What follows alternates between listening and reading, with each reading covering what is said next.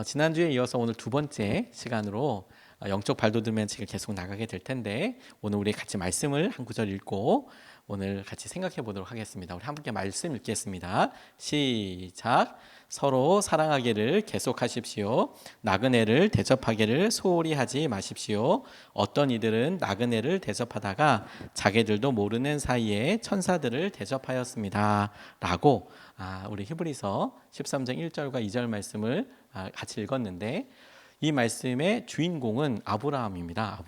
아브라함이 자기에게 오는 손님을 대접했다가 천사의 모습으로 하건 하나님과 이제 대화가 이어지게 되는 부분이 나오는데, 그 부분을 통해서 히브리서 기자가 부지 중에 본인이 알지도 못하고 손님 중에 있었던 천사들을 대접한 사람도 있다. 오늘 만나는 사람 하나님께서 어떻게 인도해 주시는 사람인지 모르니까 최선을 다해서 함께 만나면 좋겠다. 오늘 이 주제가 만남과 관련된 거예요. 다른 사람들과 함께하는 것과 관련된 겁니다. 관계는 참 어려운 일인 것 같아요. 제일 어려운 일인 것 같아요. 사람과 친해진다는 거 친해지고 나면 참 쉬운 일이면서도 용기도 많이 필요하고 에너지도 많이 이렇게 들어가는 것인 것 같아요. 남자들은 특별히 더 그런 면이 있어요. 친해지는 것이 아예 어떤 목적을 가지고 사업, 비즈니스 관계 혹은 어떤 동아리, 어떤 공통 관심사, 동호회 이러면 차라리 이야기가 좀 있지만, 남자들은 보통 아무 이유 없이 주위 있는 사람들과 얘기 잘 하지 않거든요. 그러다 보니까 이 관계 맺는 데 있어서 아무래도 좀 서툰 부분들이 있죠. 그런데 우리가 세 가지 주제로 살펴볼 때, 오늘은 특별히 이런 관계에서 일어나게 되는 마음의 어떤 현상 같은 건데요. 영상 잠깐 준비해 보기는 했는데 설명을 잠깐 드려야지 쉽게 빨리 이해하실 수 있을 것 같아요. 예전에 집으로라는 영화에서 할머니가 유승호 당시 손주가 초코파이가 먹고 싶다고 그래요. 그러니까 그 초코파이를 사러 이 할머니의 친구에게 가는 장면인데, 그냥 표정만 잠깐 보면 될 것 같아서 우리 잠깐만 같이 보겠습니다. 왔어. 여기 앉아. 빨리 앉아. 오늘 나 혼자 있어. 무릎하고 내영 그래. 너희 손자 왔더니 왜 데리고 오지?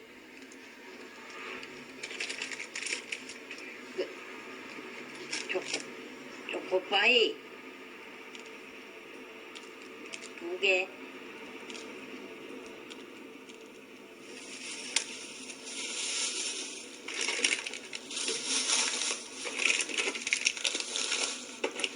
하나 더 줘야지.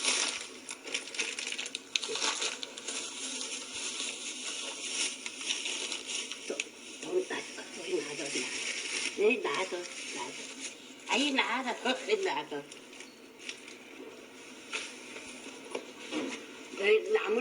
나물 놔둬.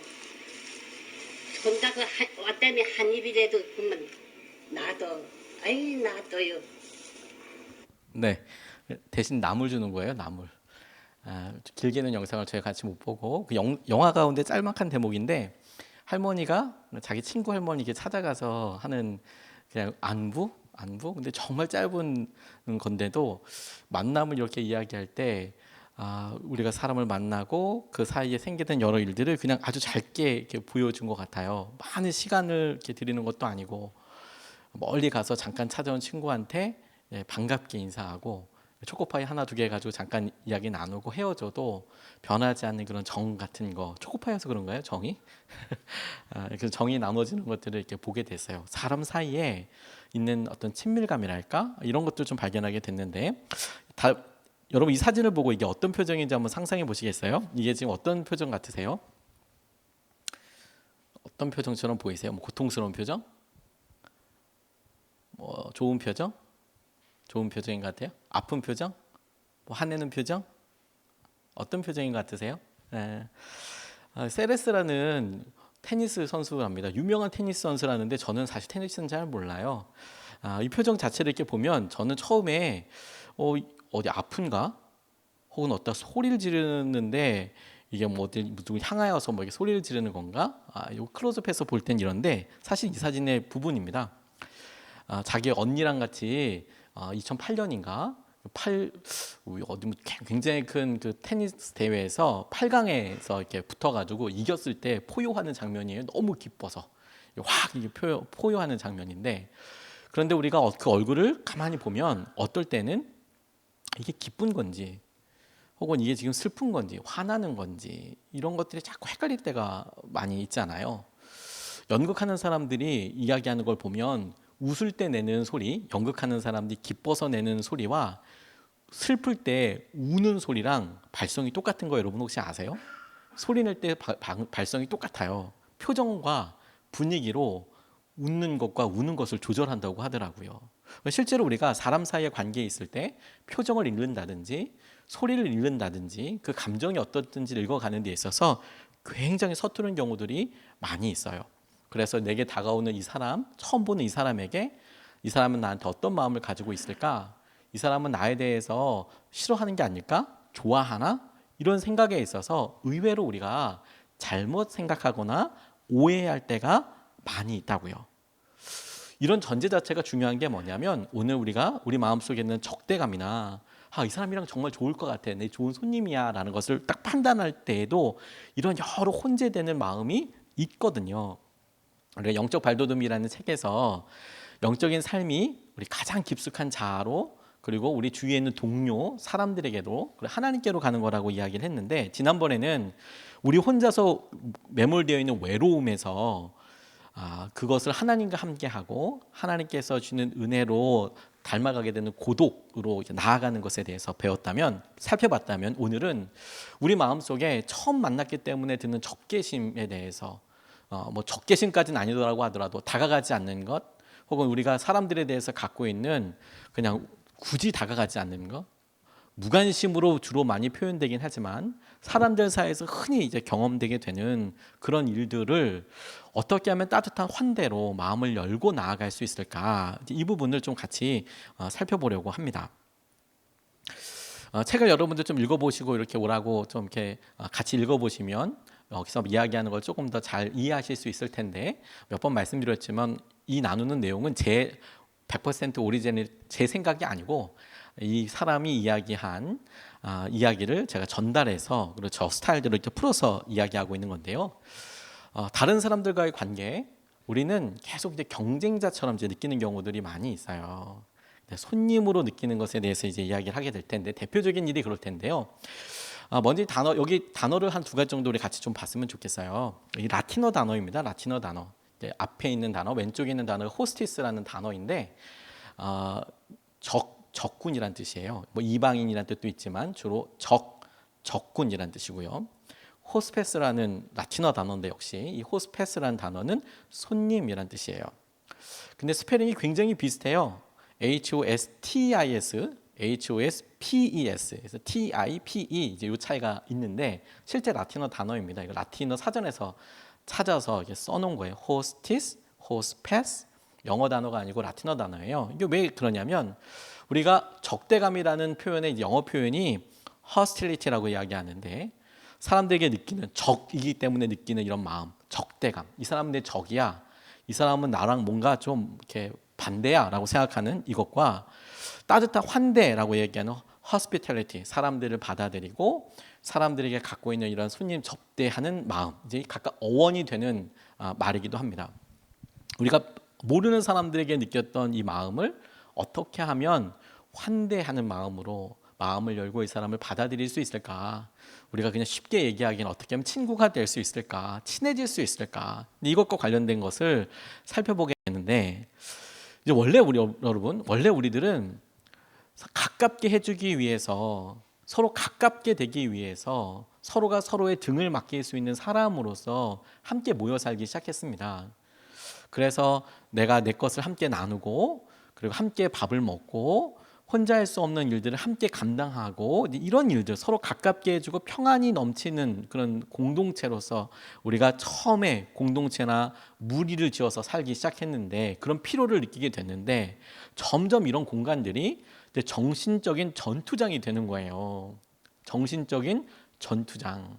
지난번에 외로움이 언제 막 극대화되느냐, 느껴지게 되느냐, 우리가 갈등과 경쟁 때문에 그렇다고 얘기했잖아요. 막 경쟁하다 보면 너무 외로워지는 거예요. 경쟁하니까 얘기할 사람도 없고 어떻게 할 수도 없다라고 생각하는 것처럼 우리의 삶의 배경이 어느 순간에 정신적인 전투장이 돼서 서로가 서로에게 경쟁하고 서로가 서로에게 밑보이거나 뒤를 보이면 안 되는 곳으로 되다 보니까 어떻게 사람을 믿어? 어떻게 사람들에게 내 마음을 속마음을 내어줄 수 있어?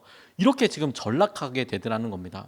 대표적으로 여러분 학교를 생각해 보면 몇몇 어떤 학교들 말고 그냥 일반적인 뉴스나 일반적으로 어른들이 일반적인 학교에 대해서 갖고 있는 우려되는 포인트가 뭐냐면 우리 애들이 학교 가서 좋은 친구들을 사겨 이제 이런 쪽보다는 그냥 일반적인 특정한 학교가 아니라 일반적인 학교들 같은 경우에 왕따 당하면 어떡하지?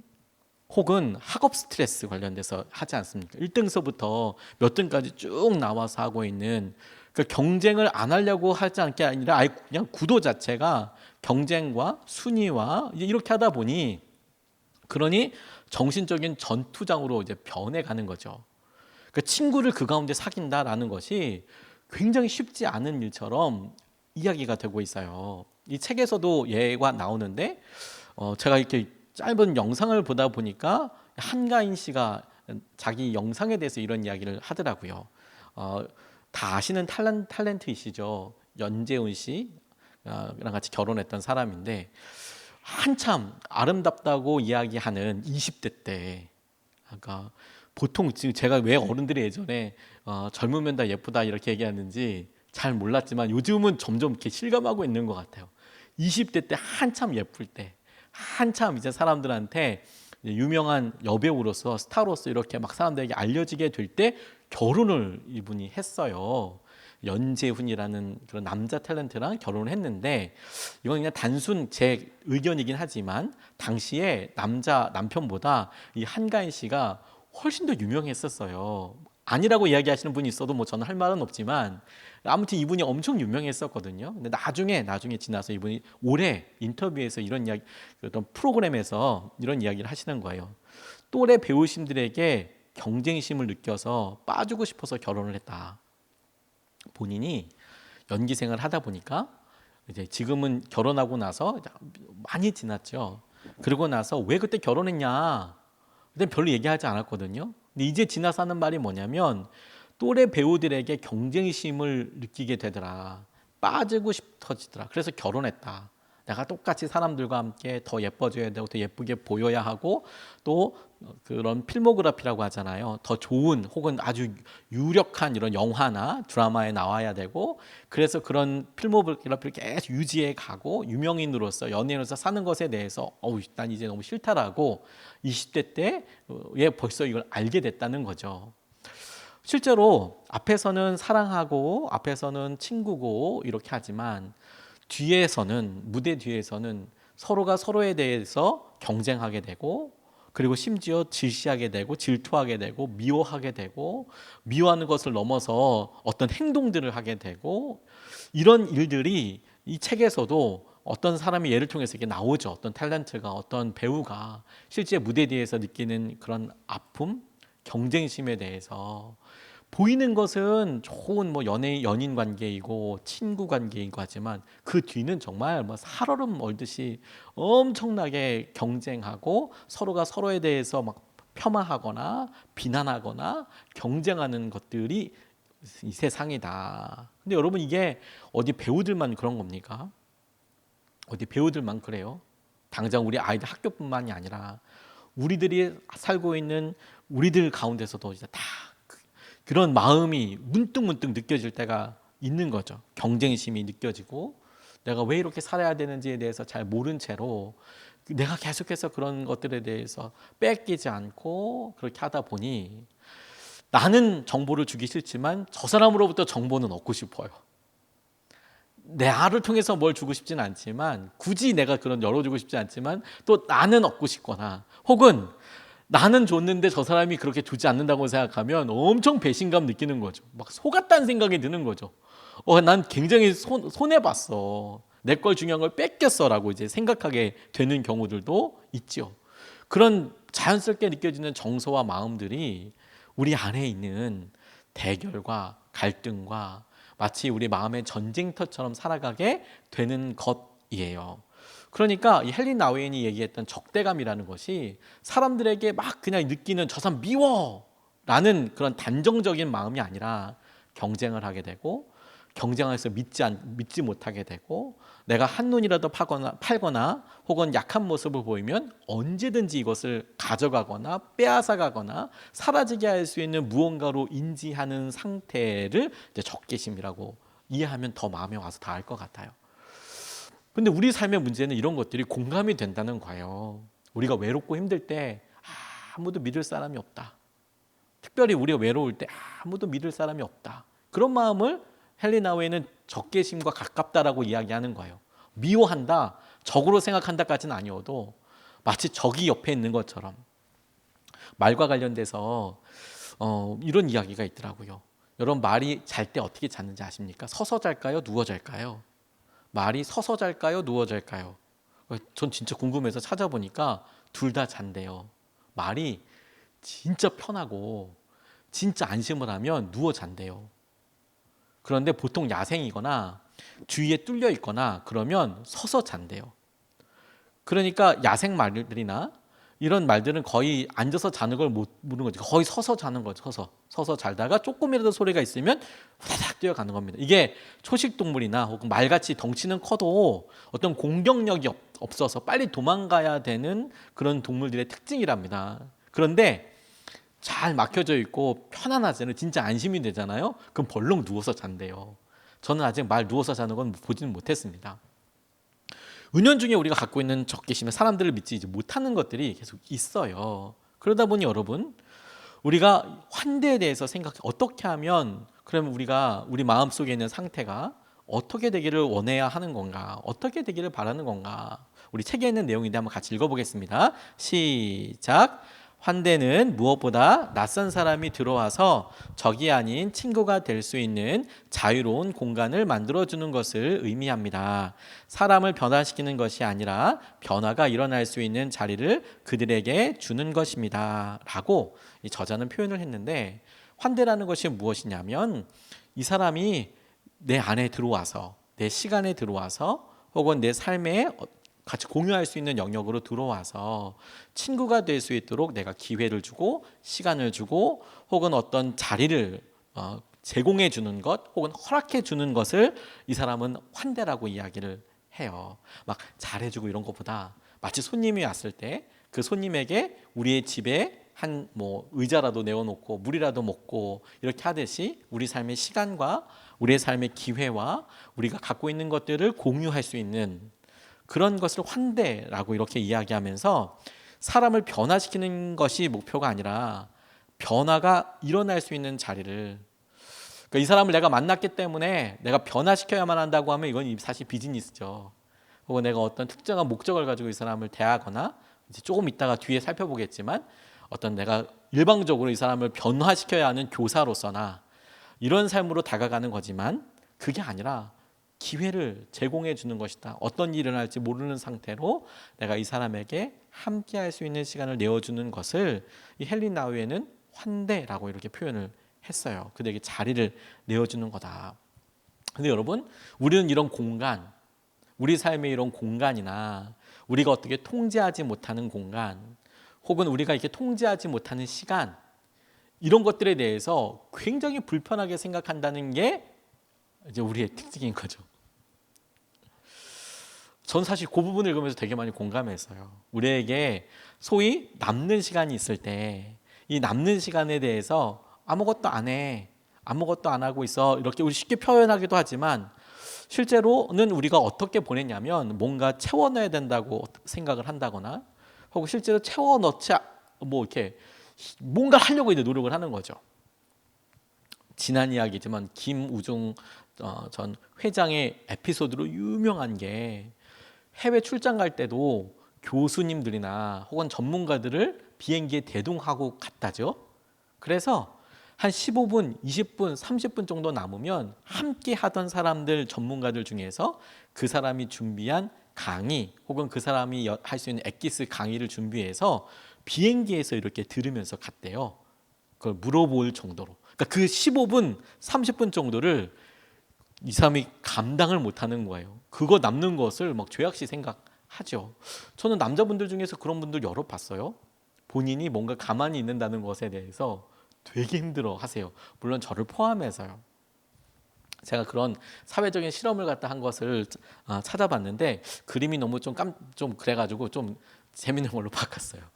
그 사진을 직접 올리니까 조금 이게 좀 이게 고문하는 것 같고 버지니아 대학에서 이런 실험을 했답니다. 사회심리학자 티머시 윌슨이라는 분이 이 책에는 없는 내용인데 실험에 이렇게 자발적으로 참여한 사람들에게 매우 좀 불쾌한 전기 충격을 가했다는 거예요. 아프게. 그런데 그게 그냥 전기가 찌르 올랐다 이런 정도가 아니라 그 다음 이제 전기 충격을 가하려고 하니까 싫어 이젠 안 할래요. 차라리 내가 뭐 큰 돈은 아니어도 차라리 내가 $5 내고 안 할게요. 뭐 이럴 정도로 그 고통이 그냥 만만치 않은 정도의 전기 충격을 이제 가하고 그리고 이제 그 다음서부터 이제 실험이 계속되는 거예요. 실험 내용이 뭐였냐면 그 다음 학생들이 각자 테이블과 의자만 있는 방으로 들어가서 15분 동안 홀로 가만히 있는 것을 요청받은 거예요. 그게 실험이었어요. 그리고 테이블 위에 작은 기기가 있는데 그 작은 기기에 버튼을 누르면 조금 전에 경험했던 그 고통이 자기한테 오는 거예요. 그래서 이게 그냥 전기줄이 올랐다가 아니라 이렇게 띡 누르면 이렇게 아플 정도로 되는 그런 전기 충격을 이제 15분 동안 그냥 놔둔 거죠. 그러니까 사실 처음에 이걸 계획할 때만 해도 누가 그 버튼 누르겠냐. 그걸 누르면 아프다는 걸 모르는 게 아니라 바깥에서 눌러봤더니 아프네. 이게 만만치 않네. 이렇게 느꼈는데 그런데 그 혼자 방에 들어가면 그걸 누르겠냐. 그걸 누가 누르겠냐. 이렇게 생각을 했는데 너무 놀라운 게 뭐냐면 남성의 3분의 2, 여성의 4분의 1이 그 버튼을 눌렀다는 거예요. 그 누르면 자기가 아픈데 그 15분 동안 그 기다리다가 심심하잖아요. 가만히. 그러니까 그 버튼을 누른다는 거예요. 그래서 너무 충격적인 건 뭐냐면 그 중에 15분 동안 한 참가자는 190번을 눌렀다는 거예요. 그래서 제가 한번 계산해 보니까 한 4에서 5초마다 한 번씩 누른 거예요. 띡, 둘, 셋, 넷. 사라지만 고통이 사라지만 하면 누르고 고통이 사라지만 하면 누르고 이제 그랬다는 거죠. 저 진짜 깜짝 놀랐어요. 와. 우리가 그 15분이나 이런 것들을 뭔가 공간으로 뭔가 해놓지 않으면 안 된다는 생각을 이제 막 갖고 있는 그런 것을 그냥 재밌게 보여주는 거죠. 남자 중에서는 3분의 2, 여자 중에서는 4분의 1 정도가 실제로 그런 생각을 가지고 있다고 생각할 수 있겠죠. 그러니 여러분 우리가 다른 사람들을 위해서 어떤 공간을 내준다?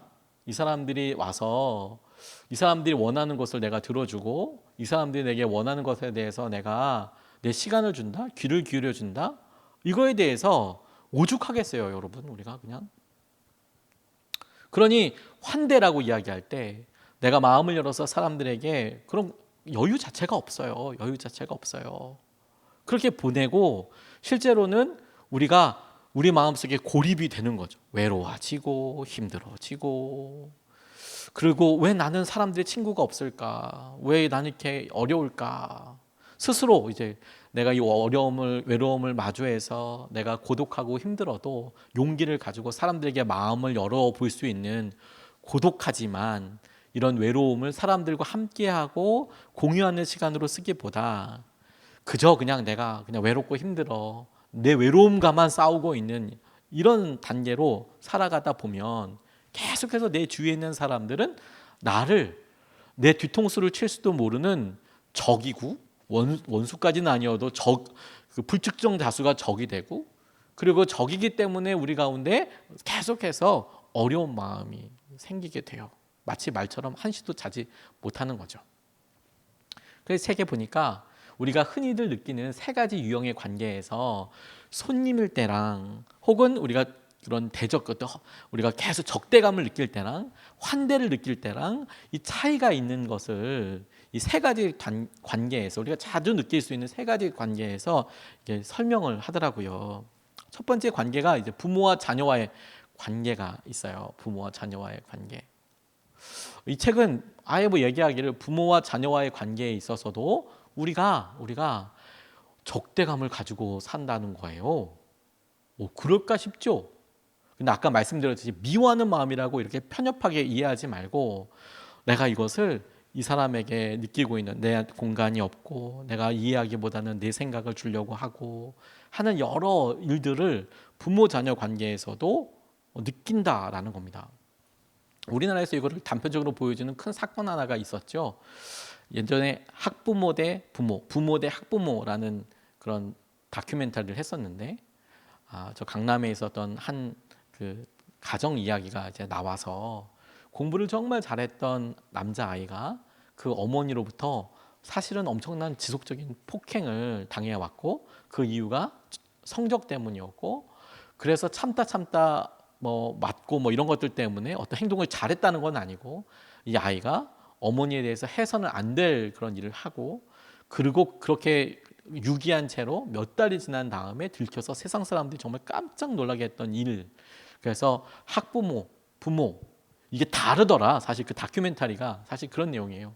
부모는 한없이 사랑하고 한없이 다 대줄 것 같은데, 근데 학부모는 전혀 다르더라. 학부모는 부모가 아니더라. 다큐멘터리는 사실 내용을 좀 극단적으로 표현하면 사실 그런 내용이었어요. 부모는 우리가 사랑을 해주고 그런 사람인 것 같지만, 학부모는 자존심도 있고 같은 경쟁이라고 생각하고 막 이제 이렇게 생각을 하더라는 다큐멘터리인데, 부모와 자녀와의 관계에 있어서 가만히 생각해 보면 우리의 마음속에 여전히 어떤 나의 소유나 혹은 내가 갖고 있는 어떤 것을 이루기 위한 통로로 받아들이거나 생각하는 경우들이 있어요. 그런데 우리의 경쟁자도 아니고 우리가 대적하는 우리의 원수도 아니고 오히려 우리의 손님이라고 생각해라. 그러면 훨씬 더 많은 큰 은혜를 누릴 수 있다라고 이야기를 해요. 자녀들이 손님이다. 헬린 나우엔이에게는 가장 손님이라고 여겼을 때 가장 커다랗게 누리는 장점이 뭔지 아세요? 자녀들에 대해서 끝까지 책임질 필요가 없다. 자녀들이 알아서 할 거라고 기회를 주고, 나중에는 어차피 아이들이 자기 삶을 살 거니까 그냥 무한정 책임은 아니다. 근데 저는 공감이 좀 되는 부분이 있더라고요. 실제로 그런데 여러분, 우리가 믿음 생활하면서 그렇게 고백을 사실 하기도 했어요. 언제 했냐 싶지만 우리가 유아 세례 때 그런 고백을 했었어요. 유아 세례는 저희 교회에서 물론 유아 세례 하신 분들은 세례문답 때 하기도 했지만, 성경에도 유아 세례의 의미가, 아이들은 유아 세례를 기억하지 못하잖아요. 그런데 이 세례의 의미는 우리가 죽고 다시 사는, 옛 자아는 죽고 지금서부터 성령님과 함께 사는 것을 믿음으로 표현하는 행동이거든요. 근데 아이는 자기가 결정해서 한 것은 아니지만 그럼에도 불구하고 자기가 세례를 받고 죽었다라는 것을 부모는 같이 보잖아요. 그래서 부모가 어떻게 고백이 되어지는 거냐면, 이제 내 육신으로 낳았던 아이는 죽고 이제 주님께서 내게 새로 주신 선물로서의 아이, 주님께서 내게 맡겨주신 주님의 동력자이고 주님의 사랑하는 자녀이고 주님이 이 세상에 보내신 놀라운 대안이며 희망이고 주님의 소망이기도 한 이 생명을 내가 키우는 것이죠. 그게 손님이라는 얘기예요. 왜 손님? 대면대면이 아니라 그렇게 대해라 라고 이야기하고 있는 거고요. 또 선생과 학생의 관계에 있어서도 우리가 계속 선생에 대해서, 학생에 대해서 어느 한 사람으로서 일방적으로 우리가 이렇게 대해야 할 때 우리가 굉장히 많이 마음속에 이제 선생님이었을 때, 가르쳐야 됐을 때 이제 부담을 느끼기도 해요. 무조건 내가 뭘 가르쳐 줘야 한다. 내가 뭔가 영향력을 줘야 한다. 뭐 선한 영향력을 미쳐야 한다. 이제 이런 식으로만 이제 생각을 하죠. 근데 손님이라고 생각을 해보면 다른 고백을 해볼 수가 있어요. 손님이니까 그냥 우리가 알고 있는 스승과 제자, 선생님과 학생 이러면 일종의 위계가 있어서, 하이라키가 있어서 내가 무언가를 알려줘야 하고 가르쳐줘야만 하고 뭔가 이렇게 베풀어야 하는 게 아니라, 스승으로서 학생에게 배울 수 있어요. 그냥 우리 같이 서로가 서로에게 배울 수 있어요. 배울 수 있고, 그리고 배운 것으로 인하여서 우리가 함께 할 수도 있고 하는 것에 대해서 마음을 열 수 있다라는 거예요. 그리고 마지막으로 얘기한 게 이제 전문직 종사자들, 그래서 뭐 심리학자, 상담자, 간호사, 목사, 사회복지사 뭐 이런 그리고 그들이 대하는 환자, 고객, 내담자, 뭐 소건, 저희는 교우 뭐 이런 사람들과도 의외로 내가 어떤 전문직 종사자일 때, 혹은 내가 어떤 영향력을 줘야 할 때, 혹은 우리가 속장일 때, 혹은 우리가 어떤 사람들 책임져야 하는 어떤 지식을 줘야 되는 관계일 때, 우리가 그 사람에게 있어서 마음을 열지 못하는 경우들이 의외로 많아요. 경쟁자처럼 여겨지고요. 내가 뭔가 인정을 받아야 된다고 생각하고요. 인정을 받을 뿐만 아니라 우리가 우리 말을 안 들으면 막 속상해요. 막 속상해요. 그리고 저 사람이 생각할 수 있는 불특정 다수와 그 사람이 의지하고 있는 나 말고 다른 사람들에 대해서 시샘하기도 하고 보이지 않는 적들이 엄청나게 많아져요. 그래서 우리가 손님이라고 이야기한다면 내 앞에 있는 사람은 내 소유도 아닐 뿐더러 내가 마음대로 할 수 있는 사람도 아니에요. 그게 손님이라는 거죠. 내가 이 사람에 대해서 내 계획과 내 지식과 내 경험과 혹은 내 의도대로만 따라야 해. 이러면 여전히 우리 마음속에 그 사람을 조정하려 한다거나 그 사람에게 그러니까 나만 영향력을 미쳐야 한다고 생각하는 경우들이 많이 있죠. 그런데 그것보다 그 사람은 하나님께서 보내주신 선물이고 하나님께서 소유하신 분이고 우리 소유는 아닌 거죠. 그러니까 그분에게 할 수 있는 것, 그분에게 할 수 있는 놀라운 기회를 주는 것이죠. 사실 이런 부분들은 용기가 좀 많이 필요한 것 같습니다. 용기가 많이 필요한 것 같습니다. 우리가 어떤 일을 할 때요. 제가 가끔 뭐 좋은 예는 아니지만 가끔 이렇게 어떤 유명한 유튜버나 이런 걸 보면 조금 이제 뭐 경계에 좀 이렇게 이단과 경계인 분들이나 혹은 이렇게 의심이 되는 분들 보면 굉장히 단정적으로 이야기를 많이 합니다. 그리고 그 말이 맞다고만 이제 이야기를 해요. 나머지는 다 이제 뭐 죄인이고 뭐 이제 이렇게만 이제 이야기를 해요. 그런 중간 과정들이 사실 굉장히 중요하겠지만 그런 다름도 있잖아요. 다르고 훨씬 거기서 대화도 필요하고 이런 부분들에 온통 이제 자기 생각과 자기 이야기만 하는 경우들이 되게 많아요. 근데 오히려 그런 부분들에 쭉 기회를 이렇게 내밀잖아요. 그럼 뭔가 열심히 안 하는 것 같고 뭔가 관심 없는 것 같고 나한테 관심 없으니까 이렇게 나한테 말도 안 걸어주는 건지라고 생각해요. 사실 그거 되게 커다란 용기가 필요합니다. 제가 목회하고 이럴 때 제일 두렵고 힘들었을 때가 뭐냐면 첫 번째 이제 개척하기 전에 첫 번째로 이제 예배 드리기 전에 기도원에 갔어서 기도했을 때인데요. 사실 그때 개척 준비하는데 주일 예배 순서도 정해놓지 못하고 개척을 하는 상황이었어요. 뭐 어느 장소 뭐 이런 건 아예 뭐 진짜 그 다음으로 진도도 못 나가고 주일 예배 순서를 당장 드려야 되는데 어떤 예배 순서로 드려야 할지에 대해서도 결정을 못했어요. 사람이 누구누구 오는지도 명단도 갓 받았었나? 아무튼 뭐 그래요. 연락도 아마 다 못했나 봐요. 그런데 기도원에 가서 기도하는데 기도원에 도착하자마자 첫 번째 나와서 주님 앞에 드렸던 기도 제목이 뭐였냐면 하나님 두렵습니다라는 내용이었어요. 하나님 너무 두렵습니다. 뭐가 두렵냐? 주님께서 이제 기도하는데 제게 물어보셨던 건 뭐냐면 1년 후에 아무도 안 남을까 봐 두렵습니다. 정말 두렵습니다. 이런 생각을 하게 됐거든요. 제 솔직한 마음이에요. 근데 하나님께서 그렇게 기도하면서 제게 물으시기도 하고 그리고 고백하기도 하시면서 제가 깨닫게 해주셨던 게 뭐냐면 너 진짜 두려운 게 뭔지 아냐. 1년 후에 몇 명이 남거나 교회가 되거나 안 되거나 이게 문제가 아니라 하나님께서 너와 함께 하신다는 것에 대해서 네가 느끼지 못한다면 그게 큰 실패다. 그게. 너는 하나님만 사랑하고 하나님께서 하신 일만 하면 된다. 그래서 나중에 다 쏟아내고 난 다음에 그냥 아무것도 안 나왔다고 할지라도 하나님께서 너와 함께 하신다면 되는 거다. 그래서 저는 네가 갖고 있는 모든 걸 다 쏟아버려라. 계속 뭐 이렇게 이야기를 하셨어요. 그런데 그걸 딱 1년 지나고 났을 때요. 제 마음속에 여전히 그 시기가 다가오고 있잖아요. 근데 그때 주님께서 제가 가르쳐준 게 제가 병원에 입원했잖아요. 1년 열심히 그렇게 하고 이제 앰뷸런스에 실려서 이제 병원에 일주일 정도 이제 입원해서 황당했죠. 당회가 다가오고 있는 주간, 제일 연락도 많이 해야 되고 제일 기도도 많이 하고 해야 되는 주간에 정작 저는 병원에 이렇게 누워 있었어요. 그때 어떻게 연락도 해보고 사람들에게도 좀 통화도 해보고 이럴 때 주님께서 거기에 강제로 눕혀놓고 제게 알려주신 게 뭐냐면 주님의 사람들이야. 네가 더 이렇게 한다고 이렇게 되는 게 아니라 오히려 정말 사랑한다면 기회를 줄 수 있잖아. 기회를 줄 수 있잖아. 자녀들이 저희 딸들이 결혼을 하겠다고 나중에 분명히 그렇게 되면 좋겠는데 혼자 산다고 이야기할 수도 있겠지만 그럴 때 마음속으로 이런 생각을 해봐요. 어떤 사람을 데리고 올까? 그럴 때 내가 한눈에 보고 좋다라고 이야기해 줄 수 있을까? 이런 생각을 가끔 해봐요. 딱 내 마음에 들까? 아니면 어떡하지?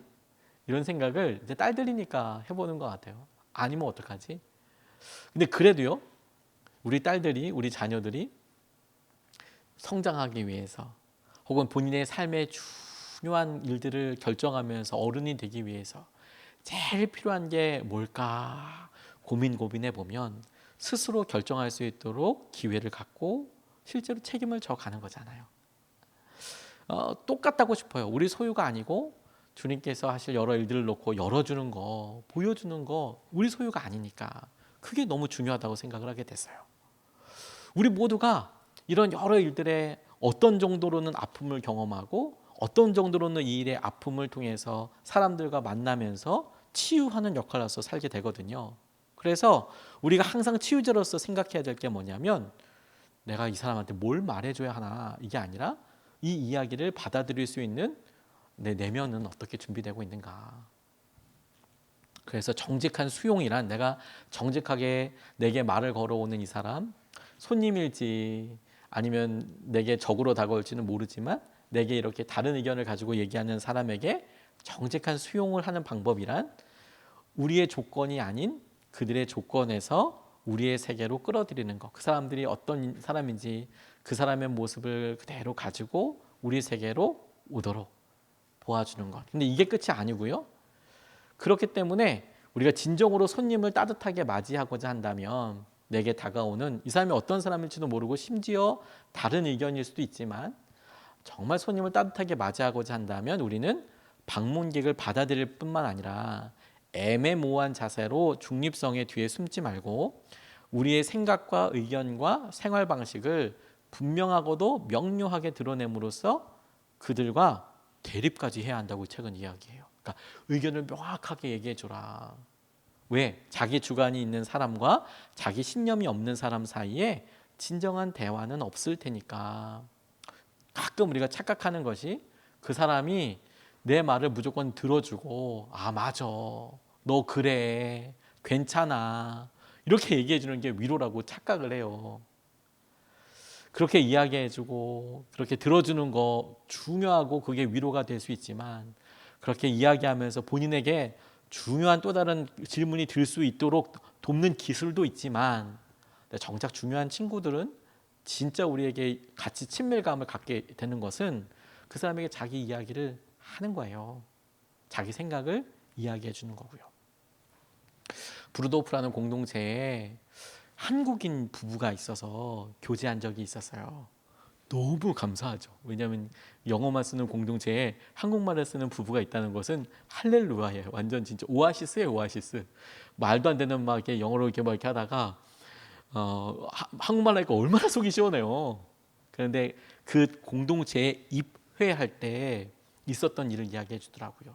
이 부부가 이제 한국에서도 잘 살고 이러다가 아이가 첫째 아이가 장애가 있어요. 장애가 중증 장애가 있는데 영국에서 이렇게 살다가 중증 장애도 있고 뭐 이렇게 하면서 자기가 그 브루도프라는 공동체에 들어가고 싶다라고 이야기하는데 이야기를 하면서 여러 번 만나더라고요. 네가 우리 이렇게 들어올 만한지 아닌지에 대해서 여러 번 심사를 하더라고요. 그 공동체가 사유재산이 없거든요. 무슨 말이냐면 자기가 자기 뭐 차도 가질 수 없고 자기 핸드폰도 가질 수가 없고 그냥 그 공동체를 위한 공동재산으로 가질 수 있어요. 집도 가질 수 없어요. 심지어 옷도 자기 마음대로 못 사요. 대단한 공동체죠. 신발도 자기 마음대로 못 사요. 구입해 주는 사람이 따로 있어요. 내가 이런 걸 원해 그러면 그런 걸 따로 주죠. 그런데 입회할 때 제가 되게 인상적이었던 건 뭐냐면 그렇게 입회하는 동안에 이 부부가 화를 한번 냈대요. 아, 나 그건 못하겠다고. 뭐 나를 무시하는 거냐고. 뭐 이런 식으로 화를 한번 버럭 낸 적이 있대요. 근데 그 공동체에서 그렇게 화내는 모습을 보고 공동체에서 뽑아줬대요. 오히려 나는 너 되게 염려했어. 네가 지금 들어올 때 뭐든 괜찮아, 괜찮아, 괜찮아, 괜찮아. 그래서 나는 네가 우리 공동체에 못 들어올 줄 알았어. 이유가 뭐냐면 네가 죽을 때까지 이렇게 참으면 되겠지만 그런데 언젠가는 네 마음이 정말 그렇지 않다면 계속 의심 어린 눈으로 보는 거죠. 얘가 지금 이렇게 하고 있지만 언젠가는 빵 터질 텐데, 터질 수 있을 텐데, 아니면 얘는 진짜 이런 사람일까? 보통은 그렇지 않을 텐데, 사람은 이럴 수가 없는데, 이렇게 참을 수 없을 텐데, 여기에 대한 욕심도 있을 텐데, 자기 욕망도 있을 텐데, 왜 그런 걸 솔직하게 보여주지 않지? 왜 그걸 가리려고만 하지? 공동체에 못 들어오겠네. 근데 나중에 그 사람이 화를 확 내고 나니까 들어와도 되겠다. 그 정도는 그런 주제와 관련된 거는 우리 공동체에도 얼마든지 너랑 얘기할 수 있어. 우리도 그렇거든. 우리도 그런 걸 놓고 타협하거나 서로 의견을 조율해 갈 수 있어. 그래. 그건 본질적인 이야기는 아니니까. 그러면서 공동체 안에 들여졌다고 하더라고요. 우리는 사실 손님처럼 맞아라라고 얘기하면 무조건 다 내어주는 것, 다 들어주는 것. 그래서 속장님들이 뭐 제일 힘들어하면 하는 거 보면 원하니까 다 들어주는데 어느 순간에 그걸 못 들어줄 때 정말 힘들다고 생각하는 경우들이 굉장히 많으시죠. 그리고 막 비교도 되고요. 근데 그렇지만은 않아요. 우리는 그분과 함께 살려고, 함께 하려고 하는 것이지 그분의 필요를 다 들어드리기 위해서 존재하지만은 않아요. 그렇다고 뭐 아무 필요도 안 들어주기 위해서 존재하는 것도 아니에요. 우리는 우리의 모습이 있고 건강한 모습이 있고 그분도 건강한 모습이 있고 그래서 그 교집합의 어디매쯤 서로가 사랑하고 서로가 주고 받고 하는 것으로 존재하는 것이지 일방적으로 다 주고 이런 것들은 있을 수가 없죠. 그래서 우리가 손님으로 맞이한다고 할 때 적이 아니고 손님이라고 이야기할 때 무조건적으로 다 이렇게 대어주는 것은 아니라는 거예요. 오히려 우리가 우리의 의견을 명확하게 가지고 이야기하는 부분이 필요해요. 그러면서 이 책이 우리에게 두 가지 가난에 대해서 이야기를 합니다. 두 가지 가난에 대해서. 하나는 생각의 가난이고 하나는 마음의 가난인데요. 생각의 가난은 뭐냐면 인생의 신비를 이해할 수 없다는 점을 점점 인정해 가는 자세예요. 그러니까 내가 가난해. 아 그래. 내가 모르는 게 있지 뭐. 내가 이런 어려움을 당했는데 내가 다 아나 뭐. 사실 우리는 굉장히 자신감을 가지고 나 다 알지. 나 경험이 얼마인데 내가 이걸로 지금 몇 년, 몇십 년 했는데 가 아니라 점점 모르겠다.